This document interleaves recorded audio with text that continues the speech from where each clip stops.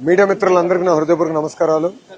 మీ అందరూ తెలుసు 2019లో 5,300 ఓట్లతో నేను మంగళగిరిలో ఓడిపోవడం జరిగింది. ఆనాడు ఓడిపోయిన రోజు బాధ ఆవేదన కలిగింది. రెండో రోజు నుంచి ఆ బాధ ఆవేదన నాలో కసి పెంచింది. నేను ఊరూరు తిరిగాను, గడప గడప దొక్కాను, ప్రజల సమస్యలు తెలుసుకుంటాం జరిగింది. నేను ఆనాడు ప్రజలకు ఒకటే రిక్వెస్ట్ చేశాను, ఏ మెజారిటీ అయితే నేను ఓడిపోయానో దాని పక్కన ఒక 0 పెట్టి నన్ను గెలిపిస్తే కొండంత బలం నాకు వస్తుంది.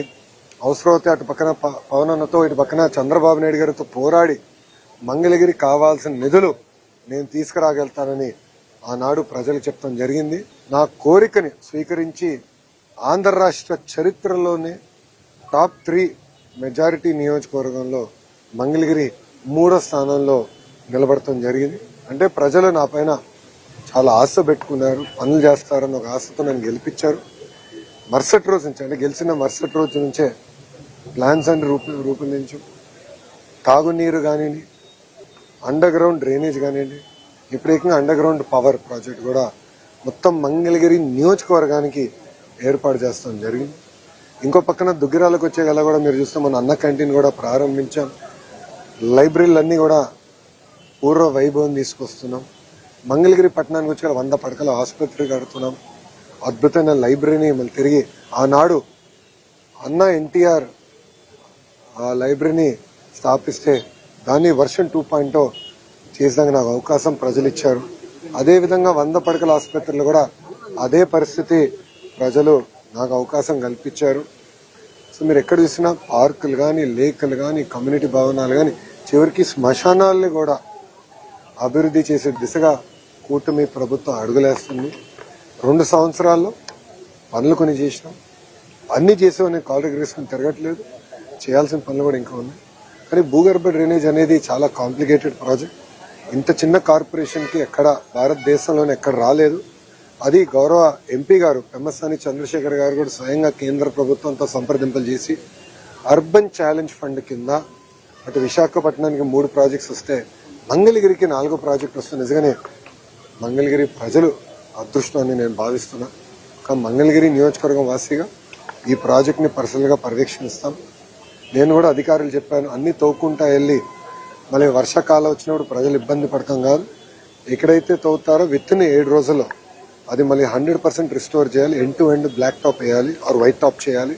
లొకేషన్ బట్టి కావాల్సిన ప్లాంటేషన్ కూడా ఒకేసారి చేస్తే ప్రజలు కూడా ఇబ్బంది పడరని నేను అధికారులు కూడా ఆదేశాలు జారీ చేశా. నా లక్ష్యం ఒకటే, అన్ని రంగాల్లో మంగళగిరి నియోజకవర్గం నంబర్ 1 ఉండాలనేది. దానికి అహర్నిశలు కష్టపడతా. ఎందుకంటే 91,000 మెజారిటీతో ప్రజలను ఆశీర్వదించి దీవించి శాసనసభకు పంపించినప్పుడు ఆ నమ్మకాన్ని నేను నిలబెట్టుకోవాల్సిన బాధ్యత నాపైనది. ఆ దిశగానే మంగళగిరి ప్రజల కోసం పనిచేస్తానని వాళ్ళకి హామీ ఇస్తూ ఒక మోడల్ రూపొందిస్తున్నాను. నా ఆలోచన నేను అటు పక్కన రాజకీయాలు కానీ, ఇటు పక్కన ప్రభుత్వ కార్యక్రమాలు కానీ ఇది ఒక మోడల్గా నేను భావిస్తున్నా. ఇది మిగతా నియోజకవర్గాలు కూడా దశల వారీగా తీసుకెళ్లే బాధ్యత కూటమి ప్రభుత్వం తీసుకుంటుందని తెలుపుకుంటూ మీడియా మిత్రులు కానీ ప్రశ్నలకి సమాధానం ఇప్పుడు మీరు చూస్తే భారతదేశ చరిత్రలో ఏ రాష్ట్రం ఇవ్వని విధంగా 4,000 రూపాయల పెన్షన్ వృద్ధులకు ఇస్తున్నాం, 6,000 రూపాయలు ప్లస్ వికలాంగులకు ఇస్తున్నాం. ఇంకో పక్కన ఉచితంగా 3 గ్యాస్ సిలిండర్లు అందజేస్తా ఉన్నాం. ప్రతి ఏడా 3 గ్యాస్ సిలిండర్లు అందజేస్తున్నాం. మహిళలకి బస్సులో ఉచితంగా ప్రయాణించే హక్కు కల్పిస్తా ఉన్నాం, అది కల్పించాం. ఇంకో పక్కన మీరు చూస్తే తల్లికి వందనం కింద ఇంట్లో ఎంతమంది బిడ్డలుంటే అంతమంది బిడ్డలకి డబ్బులు వేస్తా ఉన్నాం.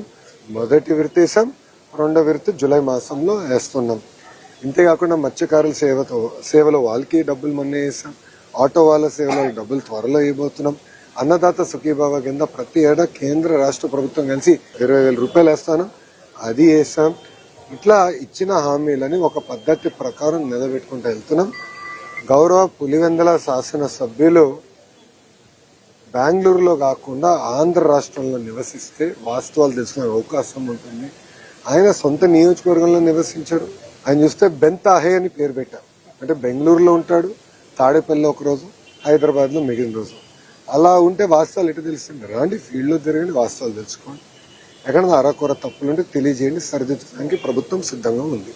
అంటే సరళలో భాగంగా మా ఓట్లన్నీ తీసేస్తున్నారని వైసీపీ ఆందోళన చేస్తుంది. అయ్యా, ఎవరు ఓట్లు తీయాల్సిన అవసరం మాకు లేదు. మేమే ఇన్వాల్వ్ అయ్యి అందరిలో ఓటు నమోదు పకడ్బందీగా జరగాలనేది మా పార్టీ కూటమి లక్ష్యం. కలిసికట్టుగా మేము పనిచేస్తున్నాం. ఇప్పుడు కావాలని ఆరోపణలు చేస్తున్నారు. మా దగ్గర ఉన్న డేటా అంతా పబ్లిక్లీ అవైలబుల్ డేటా.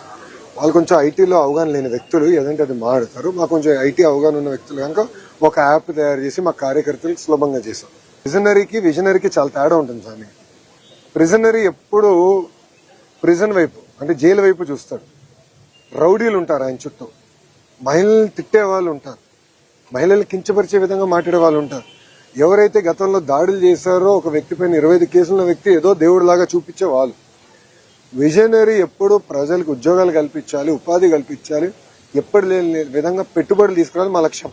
ఈరోజు భారతదేశంలో 100 రూపాయలు పెట్టుబడులు వస్తే 25 రూపాయలు ఆంధ్ర రాష్ట్రంకి వస్తున్నాయి. దానికి కారణం ఏంటి? Brand CBN. పెద్ద ఎత్తున పెట్టుబడులు తీసుకొస్తున్నాం, ఇంకా తీసుకొస్తాం. అన్ని అయిపోయింది అనట్లే, ఇంకా చేయాలి. మాలో కసి ఉంది. అంత యంగ్ కేబినెట్, యంగ్ శాసనసభ్యులు ఉన్నారు. పనిచేయాలని తపనుంది. మీరందరూ చూస్తున్నారు. గౌరవ ముఖ్యమంత్రి గారు కూడా 76 సంవత్సరాల వయసైనా ఆయనే హాయిగా కొబ్బరికాయ తీసుకుంటారు, కిందనే కొడతారు, సైకిల్ ఎక్కుతాడు, ఆయనే దొక్కుతాడు. పులివెందుల ఎమ్మెల్యే అది కూడా చేయలేడు. అది పరిస్థితి. సాక్షాత్తు హోంమంత్రిని విమర్శించే పరిస్థితి ఉంది. ఆమె హావభావాన్ని కావచ్చు, ఆయన వ్యక్తిత్వాన్ని విమర్శించే పరిస్థితి కొంతమంది మాజీ మంత్రులు చేస్తారు. ఇప్పుడు కోడిగుడ్డుకి ఇండస్ట్రీకి కోడిగుడ్డు మధ్యన తేడా తెలియదు. ఇండస్ట్రీ ఎప్పుడు వస్తుందంటే కోడి ముందలు వచ్చిందా గుడ్డు ముందలు వచ్చిందా అని చెప్పి ఆనాడు మొత్తం భారతదేశం మనం చూసి నవ్వే పరిస్థితి. అందుకే ముద్దుగా కోడిగుడ్డు మంత్రి అని పేరు పెట్టిన ఆయన అలానే చేస్తాడు. ఆయన 5 సంవత్సరాలు ఒక్క పరిశ్రమ తీసుకురాక ఉన్న పరిశ్రమలు తరిమేశాడు ఆయన. మీరు చూడండి, అదాని డేటా సెంటర్ 2019లో మేము శంకుస్థాపన చేస్తే అది రానికుండా చేశారు. ఇంకో పక్కన ఫాక్స్కాన్ తరిమేశారు, ఫ్రాంక్లిన్ టెంపుల్టన్ తరిమేశారు, అమర్ రాజా బ్యాటరీని తెలంగాణ తరిమేశారు. ఈ రోజు మేము అధికారంలోకి వచ్చిన 2 సంవత్సరాల్లోనే భారతదేశంలో 100 రూపాయలు పెట్టుబడులు వస్తే 25 రూపాయలు ఆంధ్ర రాష్ట్రాన్ని ఎత్తుక్కుంటూ వచ్చే విధంగా చేశాం. అది తట్టుకోలేక గౌరవ హోంమంత్రి గారు ఆమె వేసుకున్న బట్టల పైన అట్లా మాడటం చాలా చాలా బాధాకరం. అంటే ఇక్కడి నుంచి అక్కడ నడిస్తే 1 కేజీ బరువు తగ్గుతారని ఎగతాళి చేస్తాం చాలా చాలా బాధాకరం. నాకు బాధ ఏంటంటే మొన్న ఒకరు చెప్పారు, జగన్మోహన్ రెడ్డి అంట గుడివాడ అమ్మర్కి ఫోన్ చేసి చాలా అద్భుతంగా చేసావని చెప్పాడంట. అంటే ఎక్కడ పోతున్నారండి వీళ్ళు? జగన్మోహన్ రెడ్డి గారు నేను సూటిగా ఒక విషయం ప్రశ్నిస్తున్నాను. ఇదే విధంగా మేము భారతిరెడ్డి గారి గురించి మాట్లాడినా, మీకున్న 2 కూతుర్ల గురించి మేము ఇదే విధంగా మాట్లాడితే మీరు ఇట్లనే మాకు ఫోన్ చేసి సభాష్ బాగా మాట్లాడని చెప్తారా? సూటిగా ప్రశ్నిస్తారు. ఇదేనా మీరు మహిళలకు ఇచ్చే గౌరవం? అధికారంలో ఉన్నప్పుడు మా తల్లిని అవమానించారు, బ్రహ్మణిని అవమానించారు. మేం తిరిగి అధికారంలోకి వచ్చిన తర్వాత మా కార్యకర్త పొరపాటున భారతిరెడ్డి గారి గురించి ఒక మాట అంటే సోషల్ మీడియాలో పోస్ట్ చేస్తే అతను క్షమాపణ చెప్తామే కాదు, అతన్ని జ్యుడిషియల్ రిమాండ్ పంపించిన ఘనత కూటమి ప్రభుత్వం. అది మాకు మహిళల పట్ల ఉన్న గౌరవం. ఇప్పుడు ఒక రౌడీ షీటర్ కి, ఒక ఫ్యాక్షన్ కి, ఒక గొడ్డలి పార్టీలో ఉన్న గొడ్డలి బ్యాచ్ కి మహిళల్ని గౌరవిస్తానే తెలియదు. అందుకే చెప్పా, జగన్ పేరులో జీ అనేది ఉంది కదే, గొడ్డలి సొంత బాబాయిని లేపేశాడు. ఇట్లా వాళ్ళు ప్రజలను అవమానిస్తూ, మహిళలను అవమానిస్తూ, సొంత కుటుంబ సభ్యుల్ని చంపేసే పరిస్థితి వాళ్ళది. ప్రజల పక్షాన్ని నిలబడి మహిళల గౌరవం నిలబెట్టే సంస్కృతి మాది. థ్యాంక్ యూ మా. మీడియా మిత్రులకు ప్రశ్న అడగాలనుకుంటున్నాను, మీరు ఏమనుకోకపోతే. నన్ను మీరు ప్రశ్న అడుగుతారు, కానీ పులివెందుల ఎమ్మెల్యే వైజాగ్ వెళ్ళినప్పుడు మీరు ఒక్క ప్రశ్న అడగరే. అంటే మీరు అడుగుతున్నాడా, ఆయన పారిపోతున్నాడా, లేదంటే మీరు అడగరా? సో నేను అన్ని ప్రశ్నలు తీసుకున్నా. ఇది ప్రజాస్వామ్యం. అధికారంలో ఉన్న వాళ్ళు, ప్రతిపక్షంలో ఉన్న వాళ్ళు అన్ని సమాధానాలు చెప్పాలి. కరెక్ట్. ఆయన ఎందుకు చెప్పడబ్బా? దయచేసి అడగండి. ఆయన ఎప్పుడు పారిపోతున్నాడు? 100%. నేను చెప్పిన జగన్ ఎన్ని జనంలో ఎత్తినా డిఎస్సీని ఆపలేడు రాబాయ్. ఎందుకంటే పారదర్శిగా నేను నడిపించా. గతంలో పడిన కేసులని తీసుకుని ఏ ఇంజిన్లో పెట్టి ఏ కారణాల వల్ల కేసు పడినాయి, సబర్బాల్ జడ్జిమెంట్, హారిజాంటల్ వర్టికల్ రిజర్వేషన్ అంటే ఏంటి, ఎందుకంటే వెరీ కాంప్లికేటెడ్ సబ్జెక్ట్ అని నేను ముందర నేర్చుకుని స్టడీ చేసి పర్ఫెక్ట్ నోటిఫికేషన్ వేసి భారతదేశ చరిత్రలోనే ఎక్కడ జరగని విధంగా మేము నోటిఫికేషన్ చేశాం. అందుకే 150 రోజుల్లో 16,000 టీచర్ పోస్టులు భర్తీ చేశాం. మళ్ళీ టెట్ ఎగ్జామ్ జరుగుతుంది, డిఎస్సి నోటిఫికేషన్ ఇస్తాం, మళ్ళీ డిఎస్సి ఎగ్జామ్లు జరుగుతాయి, మళ్ళీ టీచర్ అపాయింట్మెంట్లు జరుగుతాయి. దాంట్లో ఎలాంటి సందేహం లేదు. మేము సాక్షి క్యాలెండర్ ఇవ్వట్లేదు, జాబ్ క్యాలెండర్ ఇస్తున్నాం. 10,000 ఉద్యోగాలతో జాబ్ క్యాలెండర్ ఇస్తున్నాం. దయచేసి నిరుద్యోగ యువకులు చెప్తున్నా, there is something called vertical horizontal reservation. First time horizontal reservation అమలు చేశాం. అది తెలుసుకోవాల్సిన బాధ్యత మీ పైన నా పైన ఉంది. ఇది హారిజాంటల్ రిజర్వేషన్ పాటించకపోతే సబర్వాల్ జడ్జిమెంట్ అనేది ఉంది. ఆ జడ్జిమెంట్ అడ్డంగా పెట్టుకుని ఈ వైకాపా పార్టీ మళ్ళీ కోర్టులో వేసి స్టే తీసుకొస్తారు. ఈ వైకాపా పార్టీకి చెందిన నాయకులే 240 కేసులు వేశారు స్వామి. 240 కేసులు వేశారు. దాంట్లో 43 కేసులు ఇప్పటికీ కోర్టు డిస్మిస్ చేసింది, మిగతా అంతా హియరింగ్ చేసింది. నేను పారదర్శకంగా నడిపించాం, మా డిపార్ట్మెంట్ పారదర్శకంగా నడిపించింది. నాకు ఎలాంటి సందేహం లేదు. ఫుల్ ప్రూఫ్ గా చేశాం. అండ్ వాస్తవంగా మీరు చూస్తే 5 సంవత్సరాలు జగన్ అధికారంలో ఉన్నప్పుడు ఒక డిఎస్సీ చేయాల, గ్రూప్ 1 నోటిఫికేషన్ ఇవ్వాల, గ్రూప్ 2 నోటిఫికేషన్ ఇవ్వాల, జాబులు భర్తీ చేయలేదు. ఒక ప్రభుత్వ ఉద్యోగం కూడా భర్తీ చేయలేదు. ఆయన పెద్ద పెద్ద మాటలు చెప్తారు. అసలు ఆయనకేం అర్థం అవుతుంది స్వామి? ఒక డిఎస్సీ చేస్తే వర్టికల్ హారిజాంటల్ రిజర్వేషన్ ఏంటో ఆయనకు అర్థం అవుతుంది. ఒక డిఎస్సీ చేయకుండా, ఒక్క టీచర్ పోస్ట్ ఇవ్వకుండా మా పైన మాడే హక్కు మీకు ఎట్టొచ్చింది స్వామి? మీరు ముందర సబ్జెక్ట్ తెలుసుకోండి. ఆయన ఏమన్నాడు? అసలు ఎక్కడ మేము రిజల్ట్స్ బయట పెట్టలేదు, ఏం లేదు. మళ్ళీ ఆన్లైన్ ఆయనే ఓపెన్ చేసి చూపించాడు ప్రెస్ మీట్ లో. మీరు చూసారా లేదు? ర్యాంకులన్నీ మళ్ళీ ఆయనే చదివి చెప్తున్నాడు. మళ్ళీ అది ఎక్కడి నుంచి వచ్చినట్టు ఆన్లైన్ కదా. అంటే ఒక అబద్ధం 10 సార్లు చెప్పి నిజం చేసాం ఆయన ప్రయత్నిస్తున్నాడు. ఇప్పుడు మళ్ళీ కులం కూడా తీసుకొచ్చాడు. దౌర్భాగ్య స్థితి ఏంటంటే 2014 నుంచి 19 ఇట్లనే వాళ్ళు ఏం చెప్పారంటే ఒకే సామాజిక వర్గానికి చెందిన వాళ్ళందరినీ డిఎస్పీ చేశారు. ఆనాడు ప్రజలు నమ్మారు. వాళ్ళ అధికారులకు వచ్చిన తర్వాత మేము శాసనసభ సాక్షిగా ప్రశ్న అడిగాం, ఎంతమంది డిఎస్పీలు ఆ సామాజిక వర్గం చెందిన వాళ్ళని ప్రమోట్ చేశారు? తిరిగి చూస్తే 4-5% ఉంది. మళ్ళీ ఆ రోజు అబద్ధం చెప్పినట్టే కదా వాళ్ళు. ఇప్పుడు కావాలని ఒక పెయిడ్ బ్యాచ్ పెట్టుకున్నాడు. ఒక రిటైర్డ్ పనికిమాల ఐఏఎస్ ఆఫీసర్, ఆయన రాష్ట్రానికి ఎలాంటి పని చేయని వ్యక్తిని తీసుకొచ్చి పెట్టి ఒకే సామాజిక వర్గానికి చెందిన వాళ్ళందరికీ స్పోర్ట్స్ కోటా కింద ఇస్తానన్నారు. ఇప్పుడు మేము బయట పెట్టి ఆ మనిషి ఎక్కడున్నాడు? క్షమాపణ చెప్పాలి కదా. చెప్పమనండి ఇప్పుడని.